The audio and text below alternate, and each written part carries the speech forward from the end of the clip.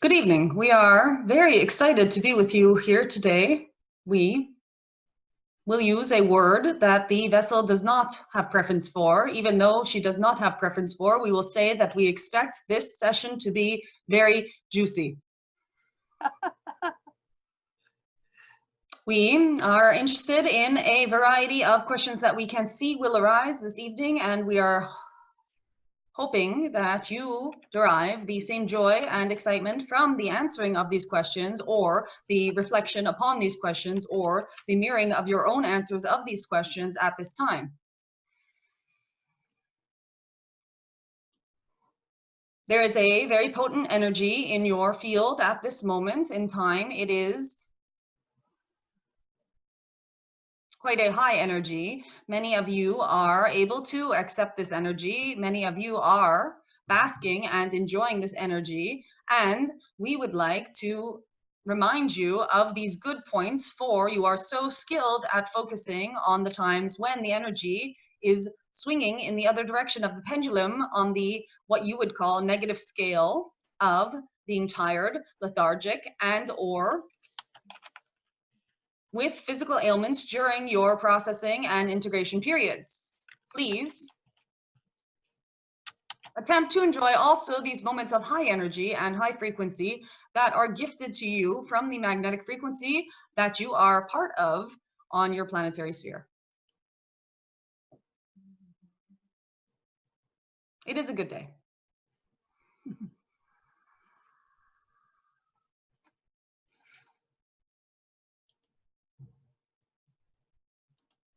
We are done with our short and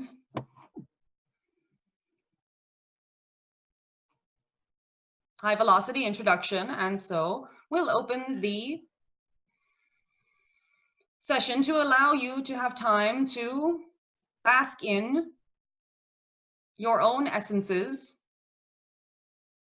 bask in our shared experience, and use this now moment in what is labeled as time to experiment and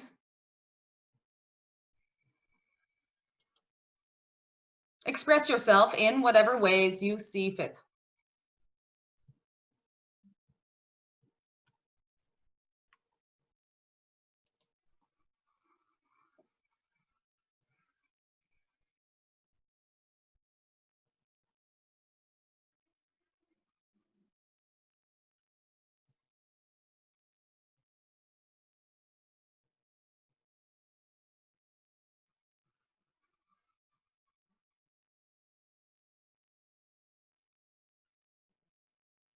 Okay, we have some questions. Gloria, would you like to unmute yourself and ask your question, please? Yes, I wanted to ask about the use of psychedelics in dealing with severe trauma, severe depression or PTSD. I just wanted to have your feedback about it.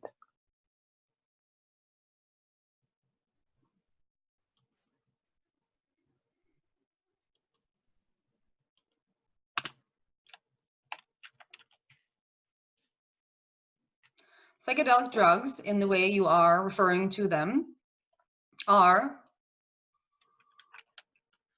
one of the many ways to bypass and override a conditioned mind, a mind that has been traumatized, a spirit, body, emotional, mental complex that has been traumatized or believes itself to be traumatized, is mostly believing itself to be traumatized within the mind itself. It is not to say that a body has not been abused or emotions have not been affected, but it is to say that the recollection of these events is housed in the mind far more than it normally is housed in the body or the emotional body. The access to a bypass route for a mind is at times beneficial to the being that does not find a solution or permission slip to bypass their mind on their own, or seemingly on their own, for nothing is ever done on one's own. And so may and can and is used in this fashion. However, one must be aware that the purity and source of many of the psychedelic enhancing substances that are on your planet at the moment are not of a very high quality caliber, and one may experience as traumatic an experience in their psychedelic trance as they had experienced in their normal consciousness state, for there is no difference.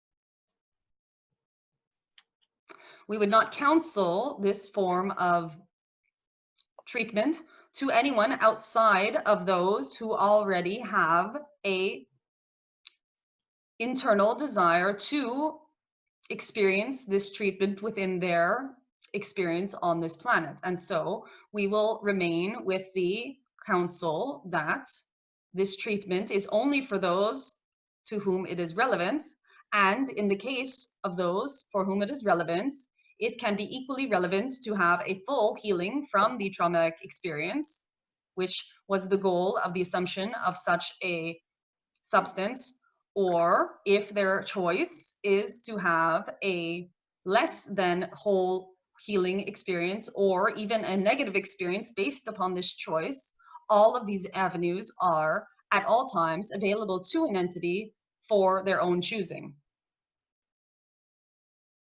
In simpler terms, it means that if you enter into any endeavor with the expectation and knowing that you will be healed due to that course of action, then there is the utmost probability that that will be the case unless one's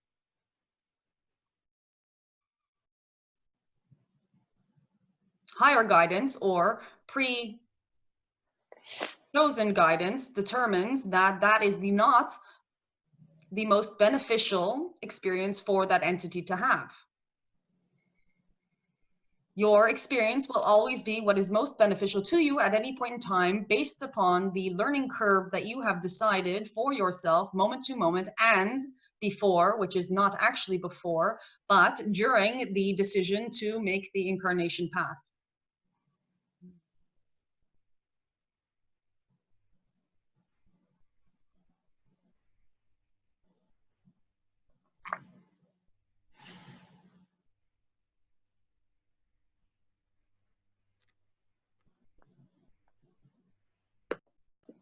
Thank you. Thank you.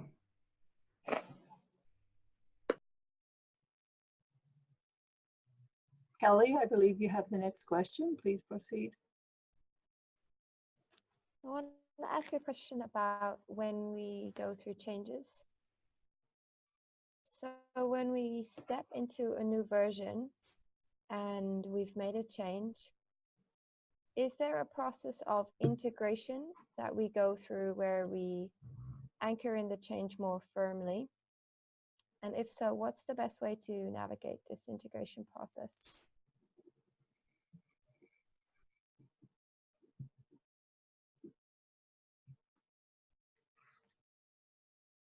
Within your question, there's the assumption of more, which implies the assumption of less. You cannot anchor in something more firmly than any other state of what is being currently anchored in. There is a period of integration, yes, only because there is linearity in your experience. One may eliminate the period of integration if one chooses, if that seems relevant.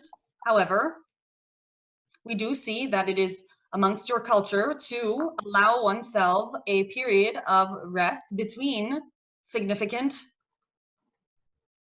what you are calling changes within a spirit, body, mind complex. And this is the gentlest way to include the emotional aspects of one's being. We would have you remember, however, that the emotional aspect of your being is a call to further change.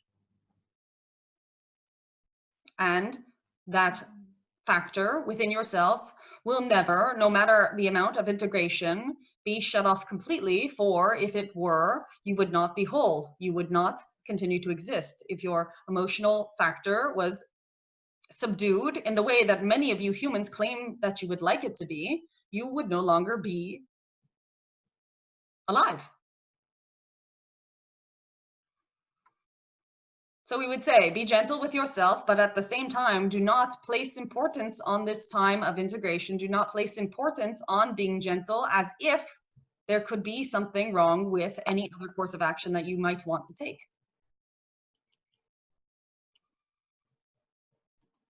And take the action that feels truest and most loving to you and those around you.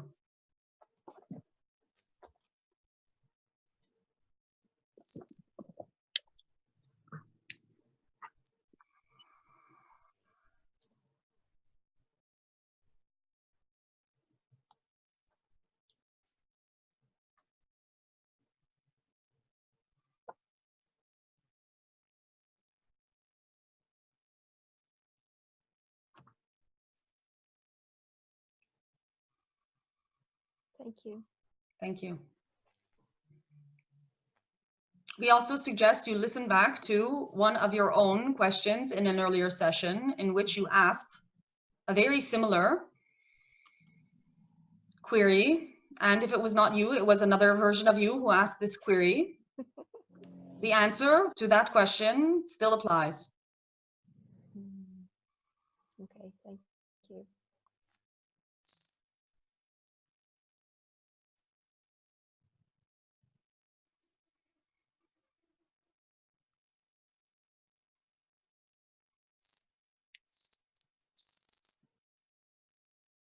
Has it answered your question, Kelly? Yes. Thank you. Carissa, I believe you have a question. You may.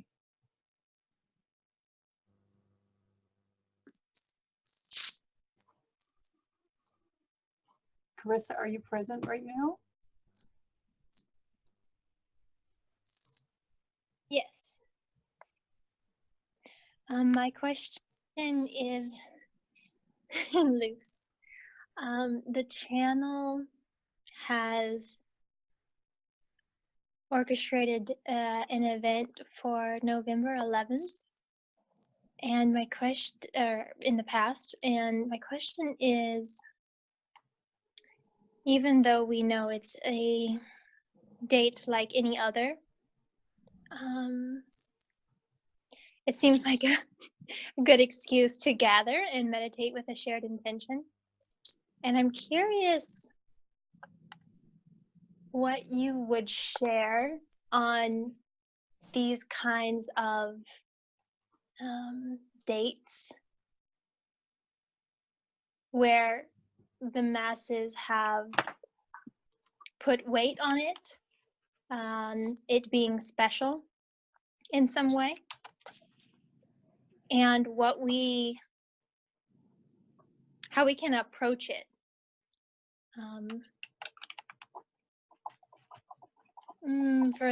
For service to everyone. Is the question clear? Yes.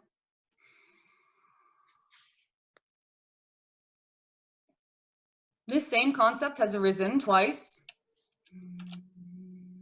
since we have been communicating in this way. The first was on August 8th of this year, which was what you call the Lionsgate portal. And the second was a fun conversation we had last week talking about the significance and or potency of your festivities such as Halloween. When the collective comes together with a shared intention, there is a potency based upon your ability to suggest and be influenced by one another. This potency can be used in many ways. It is often used against the collective itself through manipulation, and it can be used and is beginning to be used by the collective itself in unification. The event you are speaking of is part of this unification endeavor that is not exclusive to the beings that you currently speak of, it is, in fact, something that is unifying of many portions and nexuses of the collective and the greater collective. It is because of the intention and the enthusiasm and the anticipation that humans are able to invest their emotional energy, which is at times and most often the most potent energy that they have. And so the simple intention of sitting on this date or on any date in a group and meditating on a collective concept or a collective field does make it more potent and more potentially functional towards one's intention. You know, in your history of beings harnessing this power, both for and against what is labeled as good.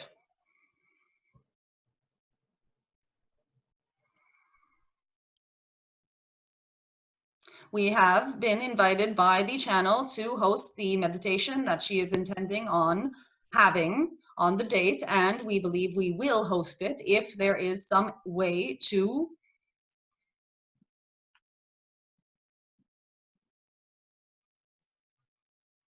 have a partial or different form of presentation, which is something we are currently working on.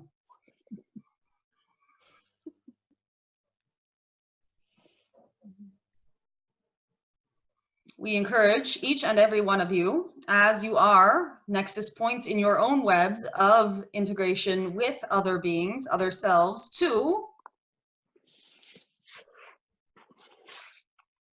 at all times, and not just on this specific date, but we are referring to this specific date, be the leader that you have come here to be the point of light that you have come here to be, and to offer at all times, but on that date as well, your particular flavor of consciousness out into the world with the intention of unification and honoring all of the other flavors of consciousness that you are encountering on a daily basis. This does have effect. And it is, and we do not like to use this word because it has significance in your language, required.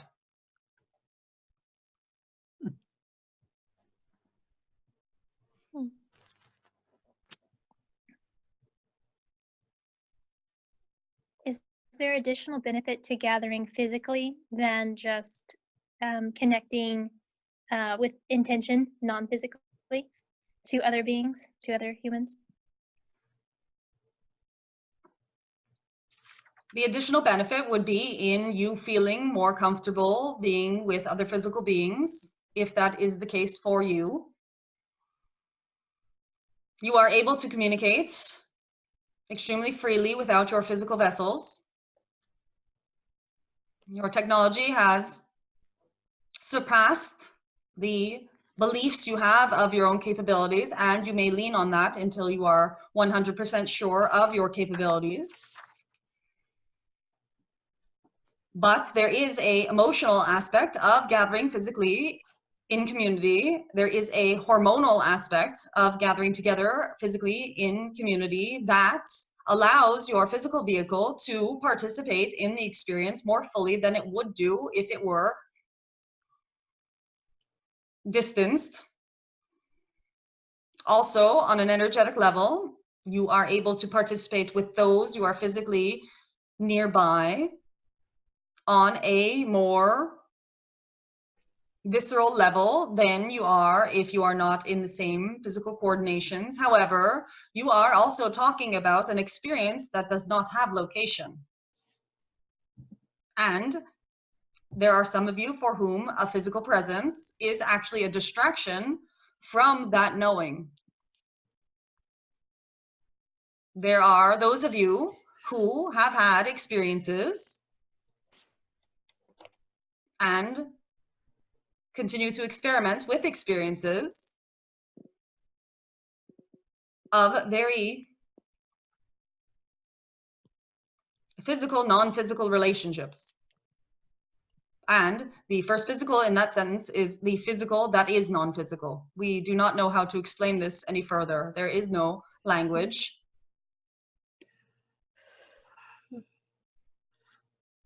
And we are seeing a being now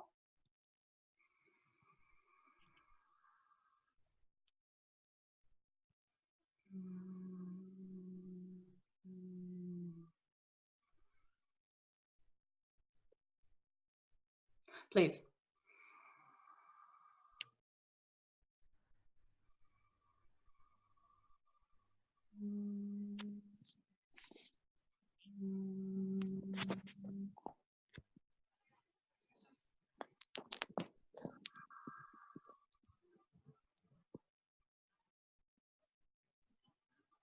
Have we answered the question? Yes, Yes, thank you. thank you. Petra, I believe you have a question. Would you unmute yourself and go ahead, please? Hello, guys. Hello. First, quick question. The strong energies that I feel on and off during your channeling, is that you directly connecting to me, or is it something else? Yes. We are directly connecting to all of you present. You have, in some manner, by your presence,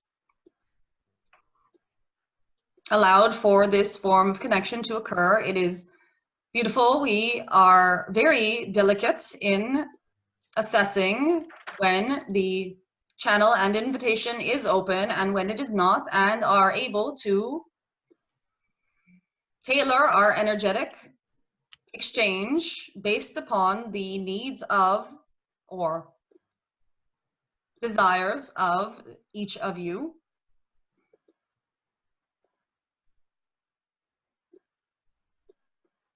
There is more in these transmissions that is non-physical, non-verbal, than there is on a verbal level.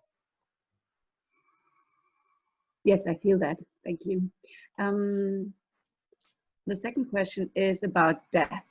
I would really love to have your take on what we humans call ghosts, what I perceive as being a being that is not able to go back to source, but it's somewhat trapped in, trapped. And that provokes fear inside of me, as I might not be able to go back to source and be trapped somewhere when I die. Could you please give me some insights about that? Yes. Each of you has a physical vessel and other vessels that we have called at times physical as well, but non-visible, non-sentient, non-sensible with your senses. So you cannot hear or see or touch or taste or smell these aspects of oneself. When you die, it is only your physical vessel that has returned to its organic matter and detached from these other aspects of you. The most common experience after such a time is the being awaking from the constraints of their physical vessel to the opportunity to choose what to do next. You are, in all effects, a ghost right now that has a physical vehicle attached to it. There are beings who, whether by traumatic ends to their physical vehicle or emotional stubbornness during their life and slightly thereafter, choose to remain on your planet in the only fashion that they are then capable of doing so, which is they remain as they were, but without mind, which is very connected to brain, and without body. They are still able to move, as there are no constraints on your energetic body. They are still able to express, as there are no constraints on your expressive body. And they are still able to access the portion of consciousness that they were accessing in their physical body. However, they do not have access to memory in the way that you understand it, or physical location, or any of the things that you may associate with being human.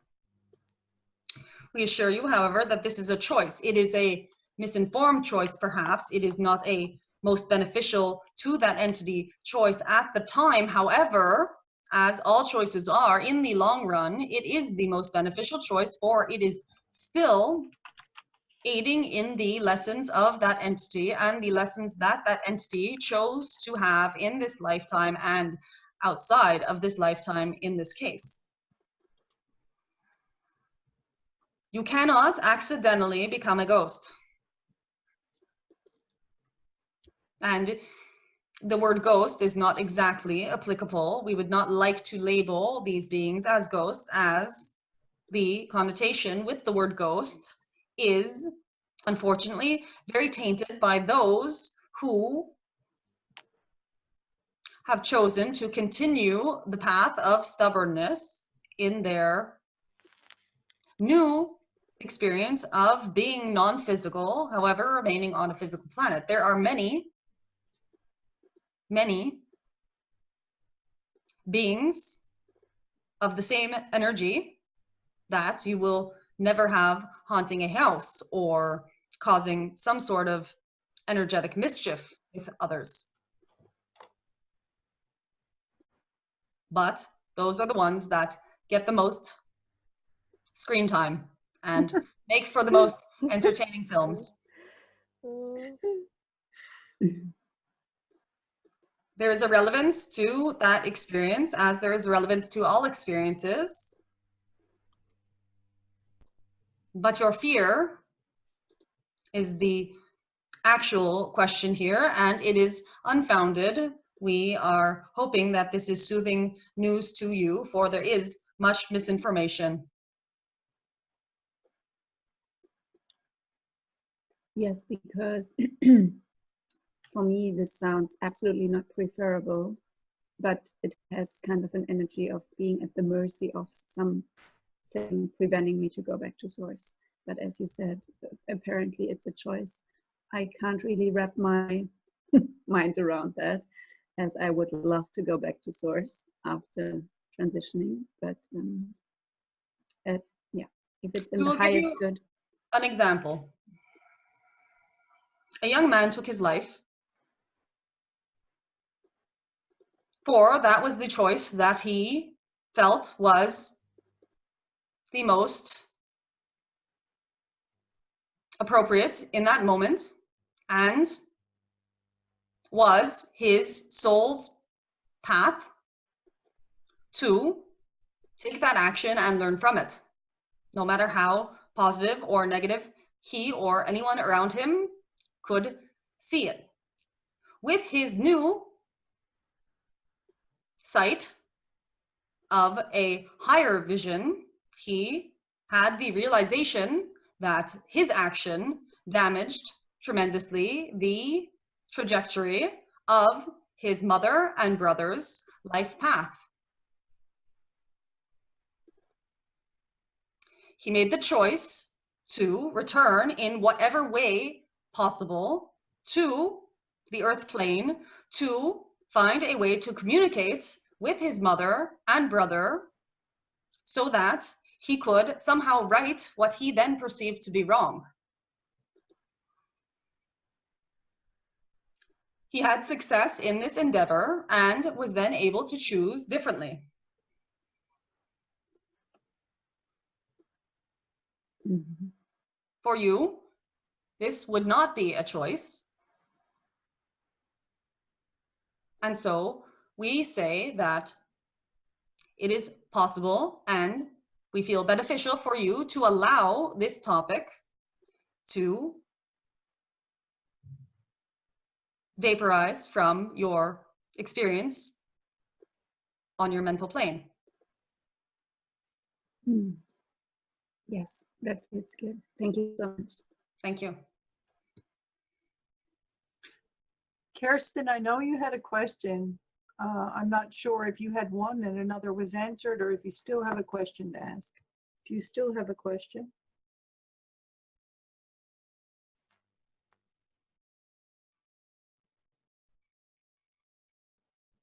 Okay, I will assume that Yes, question. I do have You a do? question. Okay, you can Thank go you. ahead and ask your question, please. Hello. Hello. With regards to the topic of psychedelics, in this case, plant medicine, I'm feeling guided, or have the desire, if you will, to guide others as a healer through their journey. And I would like to know if you have any recommendations as for the best way that I can serve them in this capacity for their highest good, for their highest healing during the actual ceremony.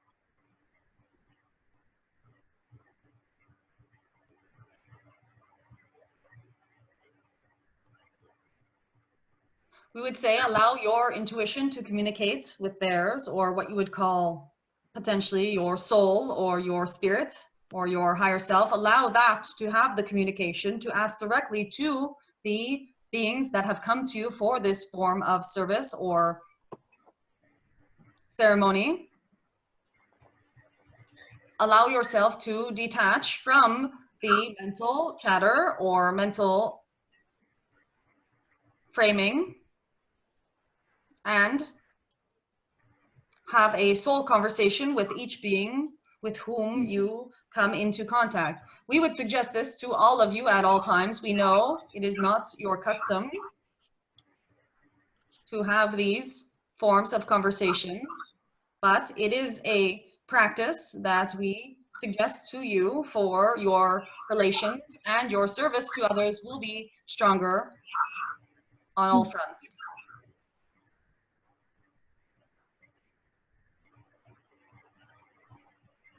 There is no particular ceremony or suggestion for ceremony that will be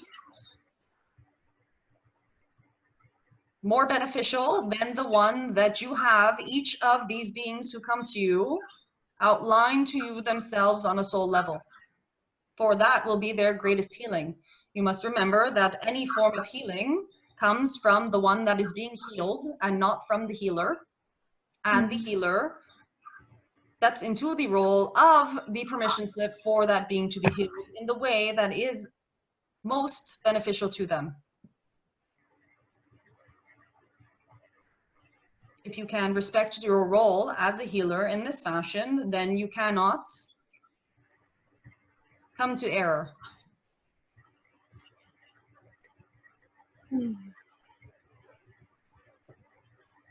Beautiful. Thank you so much. Thank you.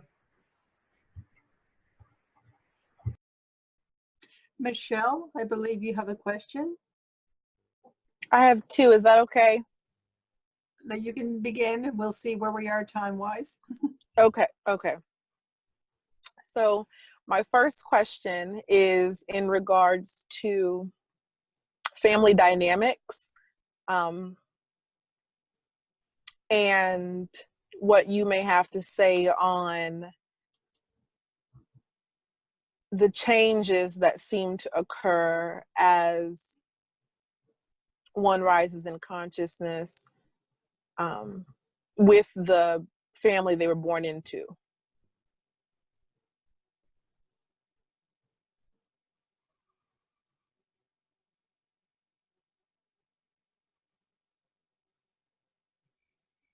Changes only seem to occur. There is the chosen dynamic when one incarnates into a family, and so any interaction with one's root family is in part a contract that was decided or is decided to further the growth path of all members involved. Whether one partakes on what is called a spiritual journey and comes to different levels of understanding the nature of what is called your reality, or whether they have other forms of changes within their life, the development of one element of a family group, as is the case with community as well, the development of one member towards a positive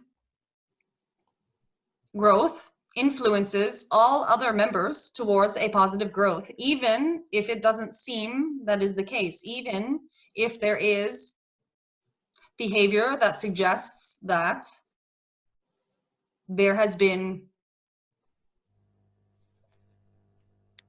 turmoil or triggering occurring in some of the other members.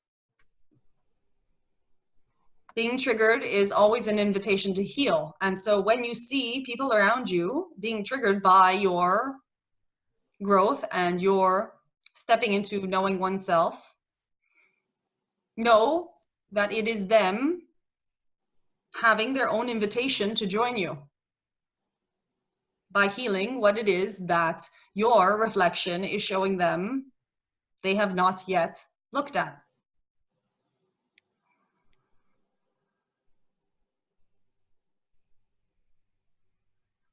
The lessons of love will and do resolve any sort of question in this avenue for when one can see each other as their own divine and each other's path as the most perfect path at that time for that being, while maintaining their own path, which at times is not as simple as it seems. Then what is closest to unconditional love can begin to take root. What is closest to divine love can begin to take root. And these rootings begin in the one that is doing the loving. They eventually reach out to the one that is being loved.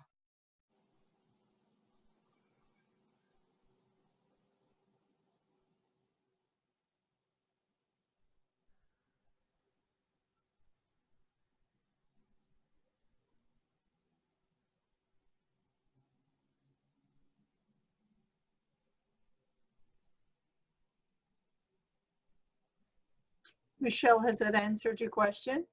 That was perfect. Okay, I'm going to allow 2 other questions and then come back to you if time allows, okay? No worries. Thank you. Kelly, you can proceed with your question, please. If someone is experiencing what they feel is an energy block in their body, what is the best way to resolve this?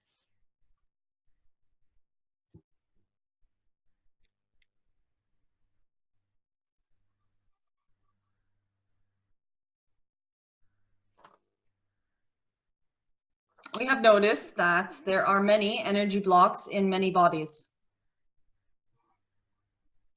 The body is only one aspect of you. We praise your physical vehicles. We are in awe of them. We see the beauty in them that you do not see. But we know that they are not the full aspect of you. And in many ways, there is still a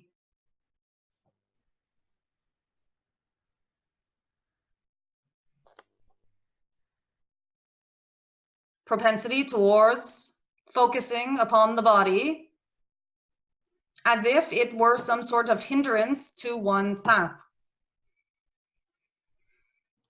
We would love to remind you that a blockage in your body, no matter the discomfort level, no matter the distraction level, is in service to you. The block is there, blocking the energy, for you have not yet learnt some lesson. Often this lesson is directly related to the body. It is directly related to the appreciation of the body. It is directly related to the seeing that the body cannot limit you and seeing that one is not the body.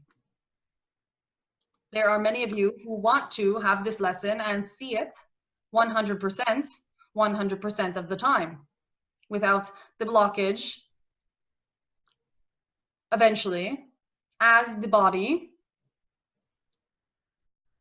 transforms itself and prepares to leave the physical realm, you would then have to face a departure, still believing that you are the body. If you have the opportunity of having a blockage earlier and fully understanding and learning this, you will not have that same experience that many of you have towards the end of your human life.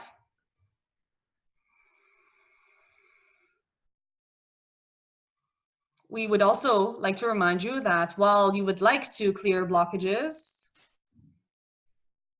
everything is always and always will be in its own time and with its own pace. And any sort of insistence is a form of believing that one knows better than what is, and is a form of procrastination from focusing on what is a more true subject to a being at any given point in time. When one is focused on what is not working, they are not focusing on what is working.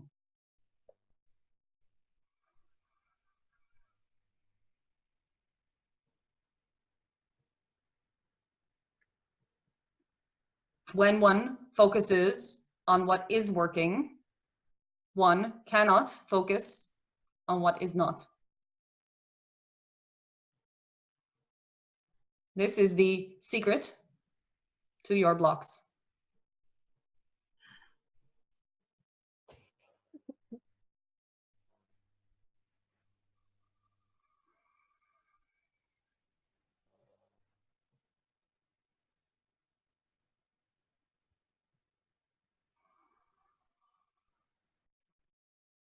Kelly, has that answered your question? Yes, perfect. Thank you. Thank you. Thiz, I believe you have a question. Yeah, hello. Can you guys hear me? Yes. Yes. All right. There's a being on this planet. His name is Corey Good, and he claims to be in contact with extraterrestrials. And according to him, there will be a solar flash, or scientists call it a micronova, and this will appear in our near future, he says, probably within the next 10 years. And my question is this solar flash, is it the same as the event that Ra describes in the Books of the Law 1 as the harvest? And also, if this harvest will take place, what is the most probable time frame for our planet at this time? That's it. Yes, we will state that we are very cautious when talking about potential or probable futures, as it is of our intention to reinforce the knowing within every one of you that it is your choice, whatever experience you have in your existence. This is our primary teaching. There is the potential for what you have explained, this being recounts, as there is the potential for any other experience. You specifically have focused upon this and similar experiences, for there is some part of you that is excited about it and interested in it, and this is a path that we do not say you should not honor, in that we are not saying to drop these concepts, and we are not saying that these concepts are false. We are saying that it is your choice which and what of these concepts you would like to take with you. There are parallels between the two sources you have cited in this moment, but as they are two sources, there is no way for one third source, in this case, to confirm whether or not they are one and the same. And the question we ask you would be, how many sources would you need before you were to believe something or continue to disbelieve it? This is a question you may ask yourself if you are searching for confirmation of one source against another or with another.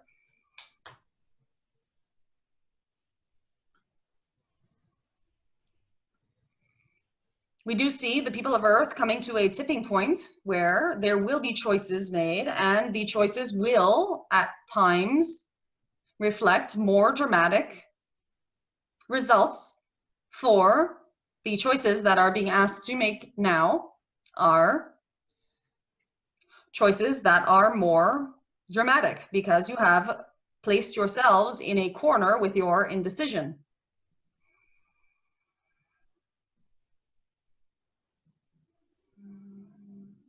There is both the possibility for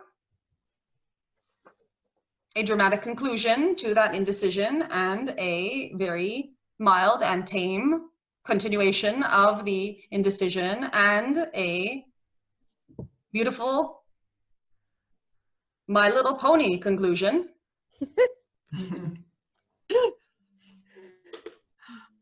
But we will reiterate that the choice is yours. Each of you gets to choose the unfolding of events. Each of you gets to choose your role in the unfolding of the events.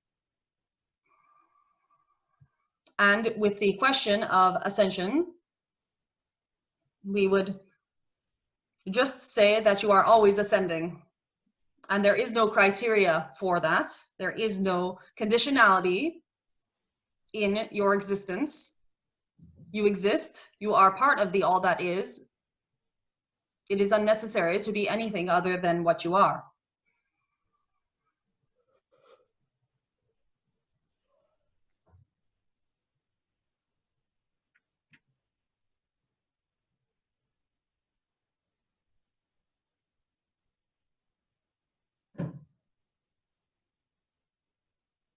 It is exciting, though.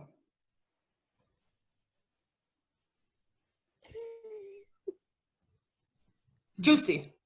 Yes. Yes.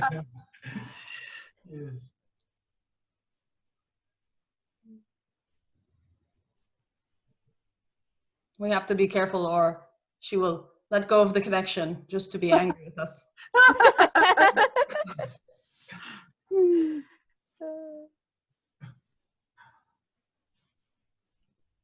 Thank you. Thank you.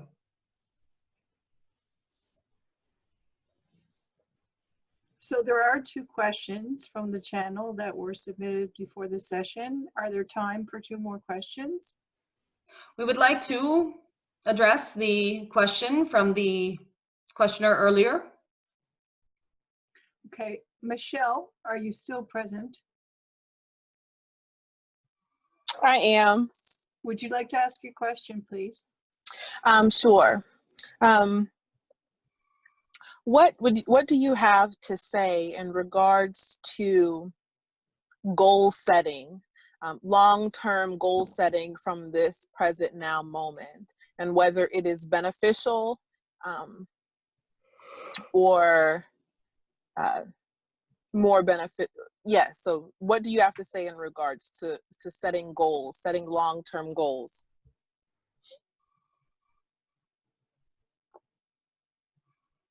We would say that setting goals for the now is far more beneficial.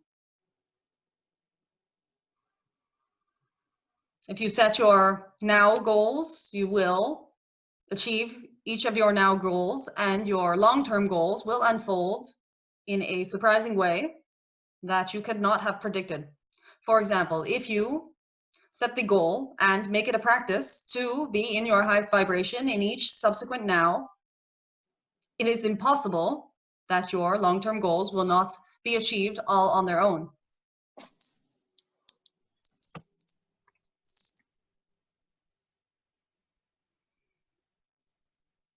Faith is one of the greatest goal achieving skills that one can practice.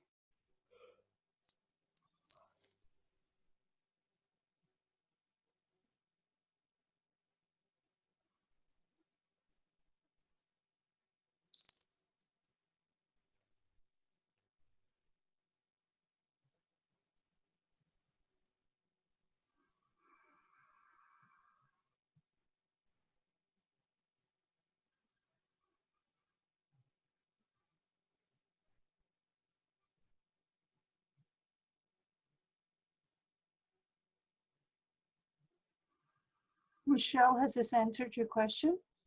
Beautifully. Thank you. We will take one of the submitted questions. Okay, so the first submitted question is, it seems to me that your messages are presenting a non-dual to a still highly dualistic world. How relevant is it currently to discern between benevolent and malevolent actions in human beings? As various actions and behaviors that are not in the interest of the whole come to light, what could be an inclusive or holistic response, both on a personal and collective level? As we are all responsible for our choices, what is the benevolent response to a being who is or has made malevolent choices? And what should be our response when we are aware of malevolent action taking place?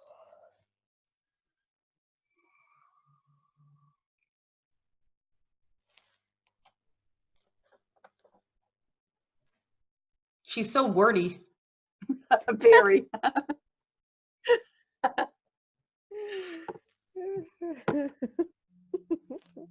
Our teachings, yes, are what you would call non-dual, as we do not see any form of malevolence. We see the ultimate result of what you would call malevolence on your planet. We see that all, ultimately, is of service. However, in the chess game that you are playing, we also see some violations, many, unfortunately, violations of the free will and honoring of other self.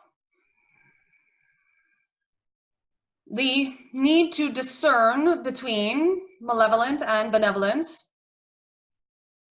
is not extremely high for many of you in many of your chosen themes. However, this skill is becoming more natural to you, and what is perhaps more useful to discern is whether or not any being or action is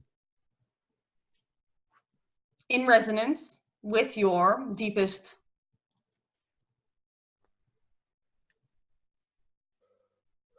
heart. We will assure you that even in the deepest heart, of which perhaps they do not have access, but your so-called malevolent beings have a knowing that what they are doing is not resonant. They have perhaps adopted a conditioning that allows them to believe that the benefit of what they are doing outweighs the disresonance or discord that they have within themselves. However, this discord, when left unchecked, is precisely what then creates the capacity for more of this form of behavior. So it is a slippery slope, which is why it is far more important to discern within oneself what their own behavior is doing within their heart than it is for one to discern the behaviors of another self. In terms of the question, which was far more drawn out than need be and was based more upon a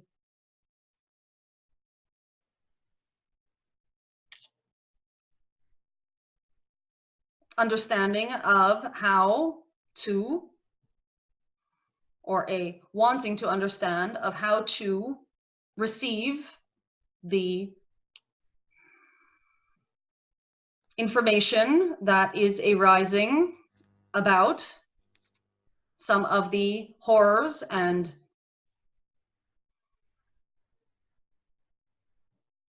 actions that have taken place covertly on your planet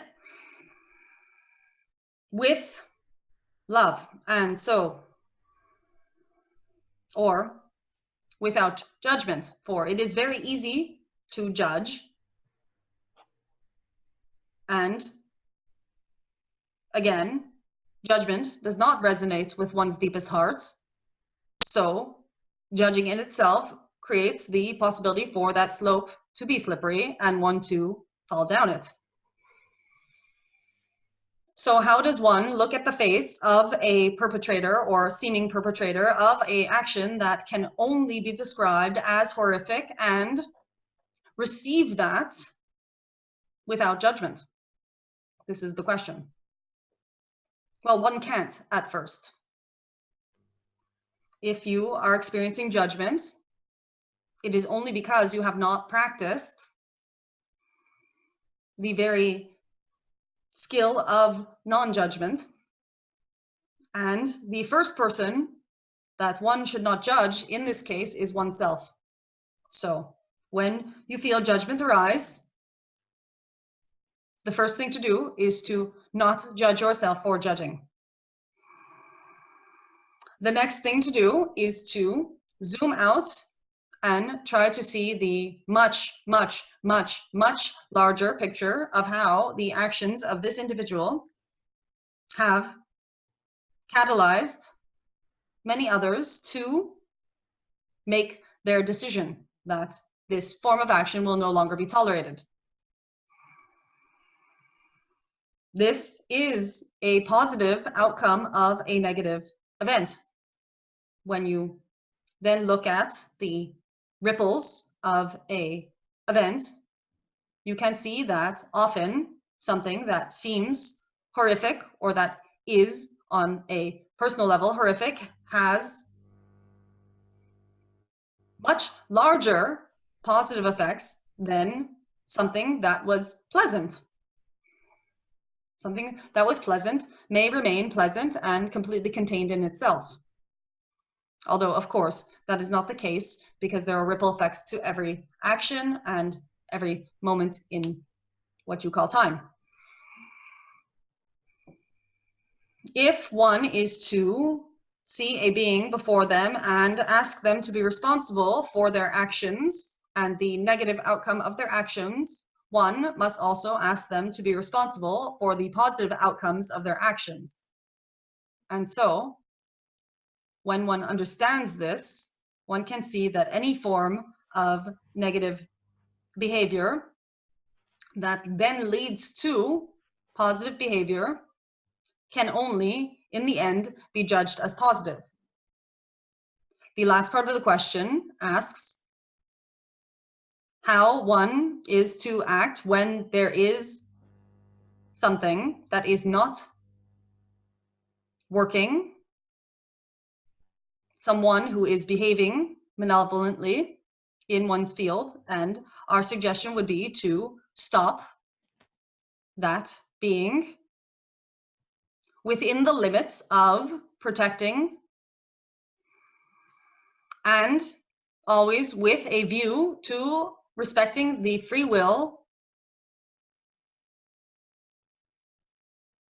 in sovereignty of all those involved. So, in the case of violence, if you are a witness to violence, the free will of sovereignty is the safety of the person being subjected to the violence and the safety of the person who has been subjecting the violence. It is not the right or will or desire of the one perpetrating the violence to continue perpetrating the violence upon the person who has been subjected to it. Does this make sense? Yes. Yes.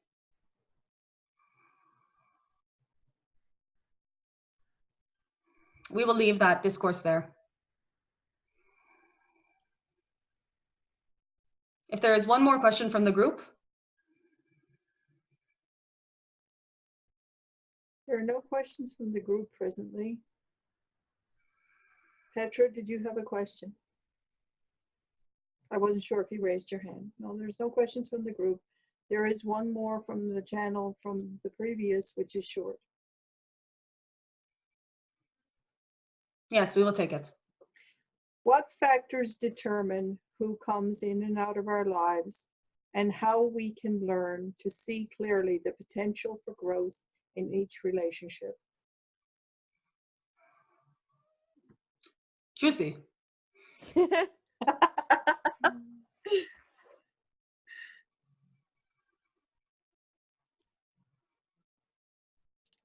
As you are all in the one before a desire for incarnation,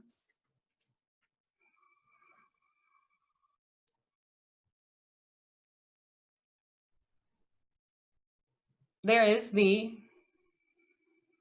ability to incarnate with any aspect of the one that will aid in the storyline towards the growth that you are seeking before your journey.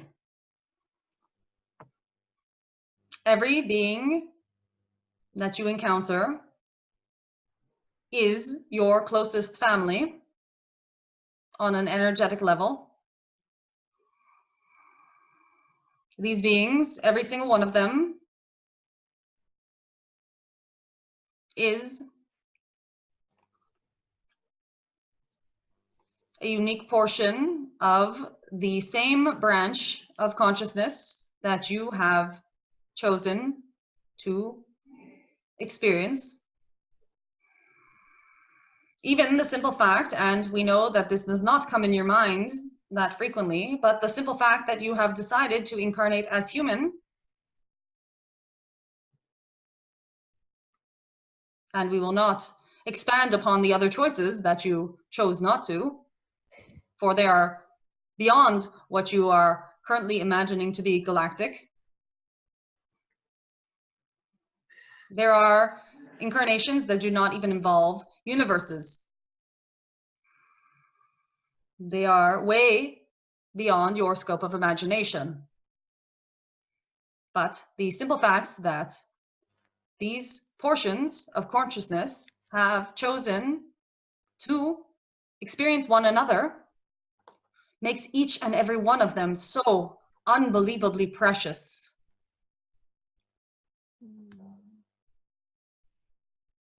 You have access to ones who are so like you, reflecting you in every moment. We know that there are a lot of terms that touch upon this idea, but they still touch upon it on a far smaller scale than what is the actuality. You have soulmates and kindred spirits and twin flames and cosmic families, but you are not quite understanding how precious every single encounter you have is.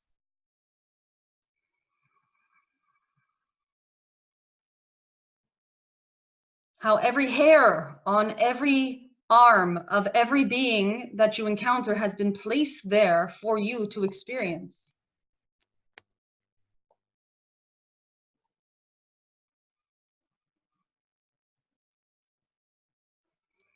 We often come to the image of a woman in a checkout, the woman who scans the barcodes, and you see her every day and she sees you every day, but you do not see each other. We do not mean that you have to get into deep relationship with every being, but we do mean that every being has the potential and is placed in your field for you to be able to learn from them what it is you came to learn from them specifically. And it is only up to you to choose. There will be beings in your field that you will give more significance to, which will affect you more closely, which you will have responses to on an emotional or physical level. And we say, yes, of course, you may pursue any of those, and you will learn much from those, but there are also the subtle relationships and your own influence upon those subtle relationships that are equally essential to your complete life story. You are already in love with every being you meet. You've just forgotten. That sensation of being in love with someone is not exclusive. It is what is. And we augur to any of you who are able to come to the full realization of that, because your life will evermore be full of ecstasy.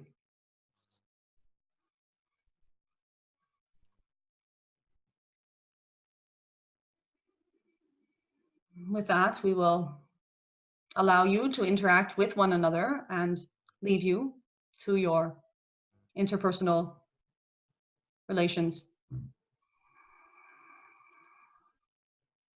Good night. Good night. Good night. Thank you.